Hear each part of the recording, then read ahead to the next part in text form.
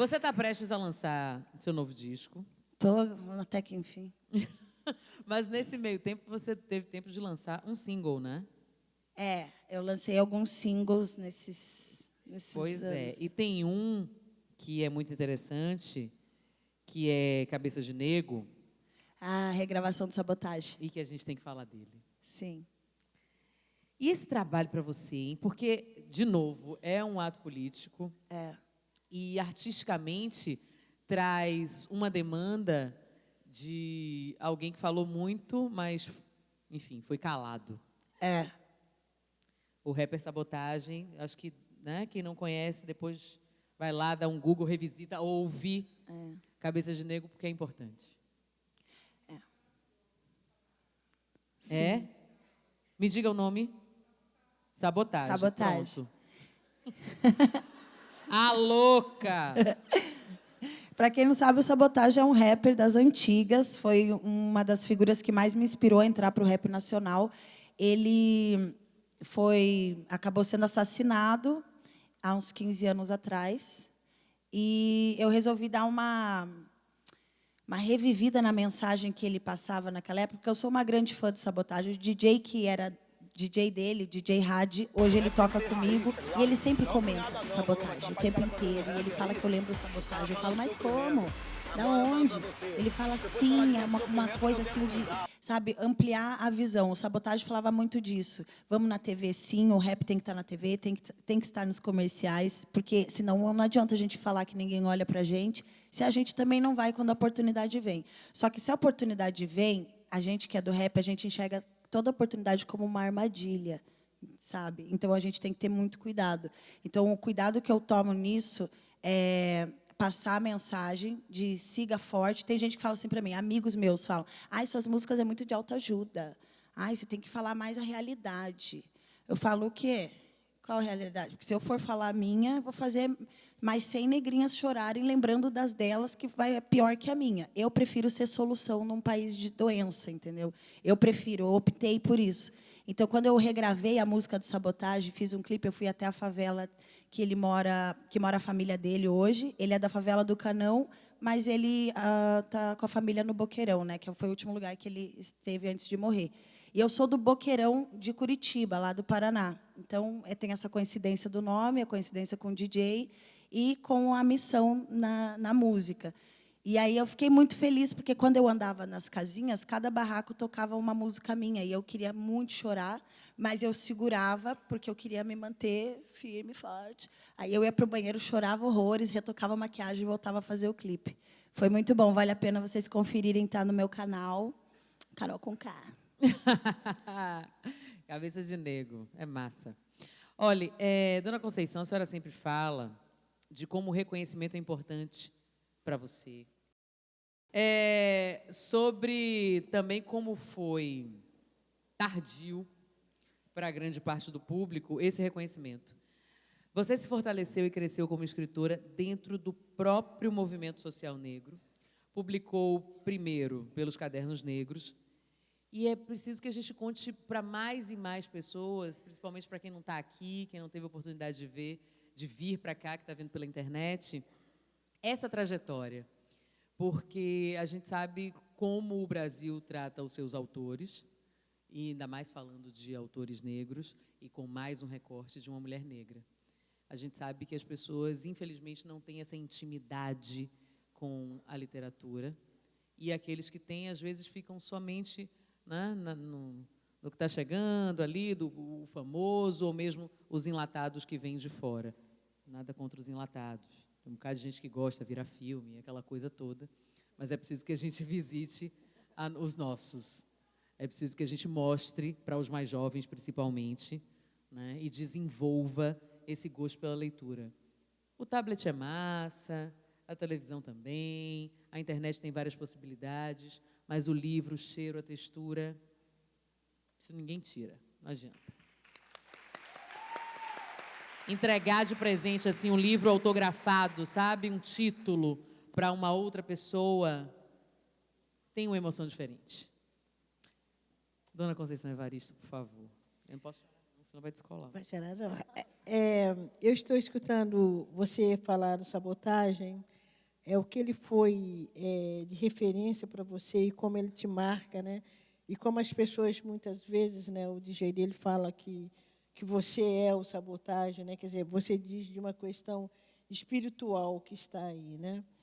E eu fiquei lembrando muito da influência de Carolina Maria de Jesus na minha escrita, que algumas pessoas falam, né, dessa herança de Carolina Maria de Jesus. E me deixa muito feliz de localizarem na minha escrita a escrita de uma mulher negra, de uma mulher favelada, que nos anos 60 é o grande boom no Brasil, com o livro dela, O Quarto de Despejo, e que as pessoas param na leitura de Carolina só no Quarto de Despejo. E, naquele momento, 65, 66, nós estávamos, a minha família estava lendo O Quarto de Despejo em Belo Horizonte. E foi muito marcante porque nós líamos O Quarto de Despejo como se a gente fosse personagem de Carolina Maria de Jesus, porque a vivência de Carolina Maria de Jesus em São Paulo era a vivência que minha família tinha em Belo Horizonte. Gosto muito de Carolina pela audácia de Carolina. Carolina ela está escrevendo no mesmo momento que Jorge Amado está escrevendo, Clarice Lispector, Nelly Depion, Lígia Fagundes Telles, e ela não tinha nenhuma inibição de se colocar como escritora. Ela assumia esse papel de escritora no momento que talvez ela não fosse reconhecida pelos seus pares, a não ser como se ela estivesse escrevendo apenas um relato da fome. E Carolina escreve o relato da fome, mas Carolina escreve o relato da solidão, da pessoa humana, tão quanto Clarice Lispector. E as pessoas têm a tendência de achar que Carolina está falando só da fome física, né?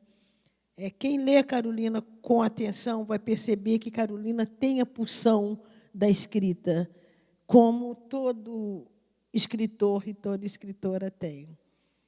Então, Carolina, ela marca para mim. Carolina, para mim, é um caso exemplar de escritora e na condição de uma escritora negra. E eu escrevi desde criança. Eu termino meu primário ganhando um prêmio de literatura com uma redação. Sempre escrevi festas de aniversário, as pessoas me pediam texto, sempre eu fazia alguma coisa. Mas só fui publicar realmente aos 44 anos, no Cadernos Negros, do Grupo Quilomboz de São Paulo.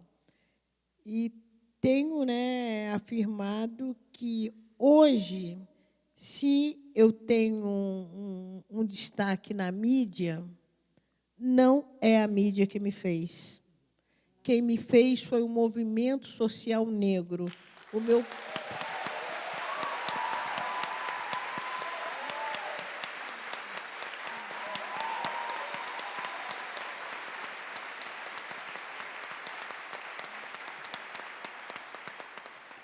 meu primeiro lugar de recepção foi com mulheres e homens dentro do movimento negro, e aí foram levando para as escolas, foram levando para as academias, foi me levando como tema de pesquisa, e eu brinco muito que eu adoro ser mulher objeto, tá? Podem me pesquisar à vontade. Então, e hoje, quer dizer, e isso fez com que esse trabalho foi extrapolando, e hoje talvez eu seja a escritora negra que está tendo maior visibilidade, mas não é uma trajetória que começa agora. E eu me lembro também que, quer dizer, o próprio processo de escrita. Outro dia me perguntaram, mas quando você começou a se assumir como escritora? Eu começo a me assumir como escritora justamente quando esse texto, veiculado por Cadernos Negros, né, pelos Cadernos Negros, começa a ganhar leitores. E toda vez também que grupos subalternizados tomam a palavra, que seja através da música, que seja através da escrita, no meu caso, há uma tendência de quem olha de fora, há uma tendência das classes hegemônicas, há uma tendência de quem diz o que é literatura, quem tem o poder de dizer o que é literatura, o que não é, há uma tendência de sempre ver as nossas produções como produções de segunda classe, de segunda categoria. E o imaginário brasileiro não concebe as mulheres negras fora do lugar de subalternidade. Então, conceber uma mulher negra como escritora é um exercício um pouco complicado ainda para a mente dos brasileiros. Mas estamos aí, não só eu tenho pedido muito. Eu desejo que esse momento meu de visibilidade sirva também de curiosidade para os leitores, para os críticos literários, para a mídia, procurar texto de outras mulheres negras, porque tem uma infinidade de escritoras negras que estão aí produzindo, começando pelo mesmo processo de seus textos serem veiculados dentro do movimento social, bancando as suas publicações, que meus primeiros livros também, eu banquei a minha publicação.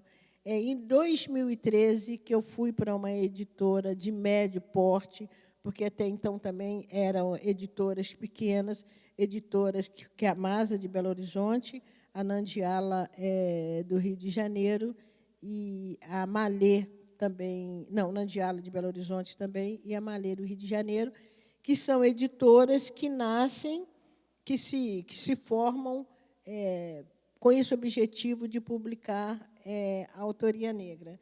Agora, com certeza, a trajetória de uma escritora negra ela é diferente da trajetória de uma escritora branca. Quer dizer, eu estou com 71 anos, quer dizer, hoje, eu comecei a escrever desde aos 44 anos a minha publicação. Mas é também o reflexo como se dão as relações raciais, econômicas, né, no Brasil. Mas é isso, né? Eu tenho plena certeza que a minha trajetória é uma trajetória diferenciada.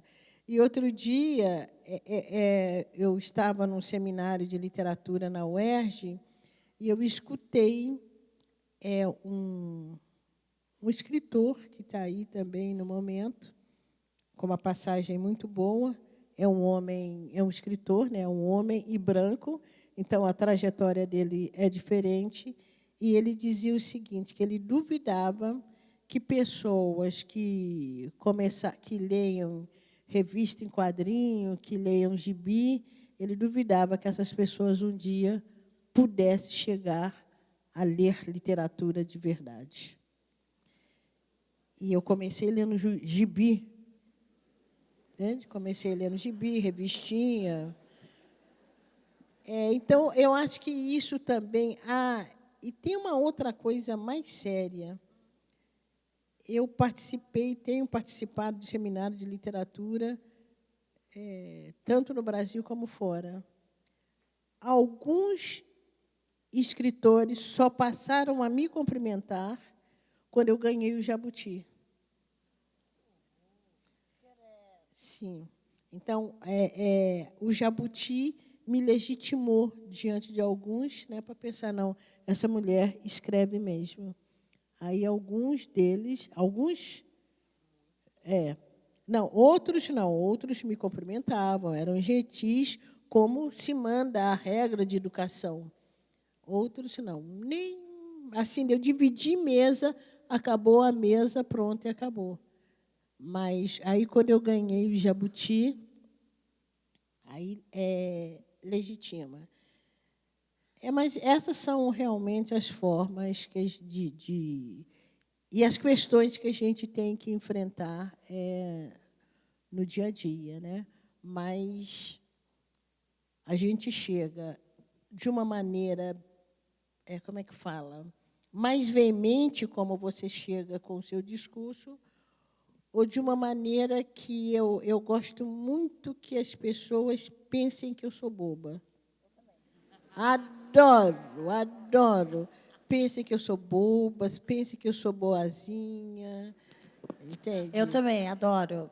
Eu acho que a gente adora. Eu acho que a gente aprendeu, entende? A, na hora exata, dar o troco. Entende? É igual o filme Django. Né? Sabe esse filme Django? Amo. Amo esse filme. Mas, com certeza, a trajetória de uma escritora negra ela é diferenciada. Quer dizer, a trajetória das pessoas negras que conseguem se afirmar na sociedade brasileira, que, aliás, eu odeio o termo quando as pessoas dizem, mas chegou lá. Meu Deus, chegou lá onde? Porque até hoje eu não sei aonde mora esse lá. E acho que esse lá é muito distante ainda. É muito distante. Esforçada. Nossa, Esforçada. Esforçada. Sortuda. Também. Aliás, que Sortuda. eu tenho assim preocupado muito, muito, muito, porque todo mundo que pegar a minha biografia vai ler. Conceição Evaristo nasceu numa favela de Belo Horizonte, estudou, foi doméstica, coisa e tal. Aí eles desfiam essa história. Eu digo, eu não tenho nenhuma dificuldade com as minhas origens, não tenho nenhuma dificuldade, e, em determinados momentos, eu sou irônica, quando eu digo que a literatura me persegue. Por que a literatura me persegue? Porque a minha família, minha mãe, minhas tias trabalharam em casa de grandes escritores mineiros. Então, eu adoro dizer isso quando eu falo, pensa que eu sou boba, porque, na hora H, né, eu saio com essa. Não, a literatura me persegue. Minha mãe trabalhou para a família de Otto Lara Rezende, trabalhou para a família de Alaí de Lisboa de Oliveira, e aí vai. Mas esse discurso, talvez com você, Carol, não aconteça, mas comigo, que eu acho que é um discurso perigoso. Não, mas se você estudar, se você trabalhar, comigo acontece, até porque eu já tenho, né, uma história para trás. Se você trabalhar, se você estudar, você trabalhou, você estudou, você chegou lá, chegou lá. É um discurso perigoso, porque dá a impressão que, se a gente trabalhar e que, se a gente estudar, chega lá. Mentira. Porque, para começar pelo trabalho, eu conheço muita gente que trabalha, a maioria dos brasileiros, homens e mulheres, a comunidade negra tem uma história de trabalho na construção desse país, e esse lá, para a gente, ainda Nem vou falar onde é. Não chegou. Esse discurso de pegar pessoas que eles colocam como exemplares, você retira o sujeito da sua comunidade e trata esses sujeitos como excepcionalidade. Então, se faz uma festa tremenda porque tem uma escritora negra, né? Porque tem uma cantora negra, porque tem um juiz negro, e parece que a situação está resolvida. Então, a gente tem que ter muito cuidado também com esse discurso que que anima o nosso ego e faz com que, muitas vezes, histórias mais cruéis fiquem para trás. Vocês são Incrível. Evaristo, minha gente.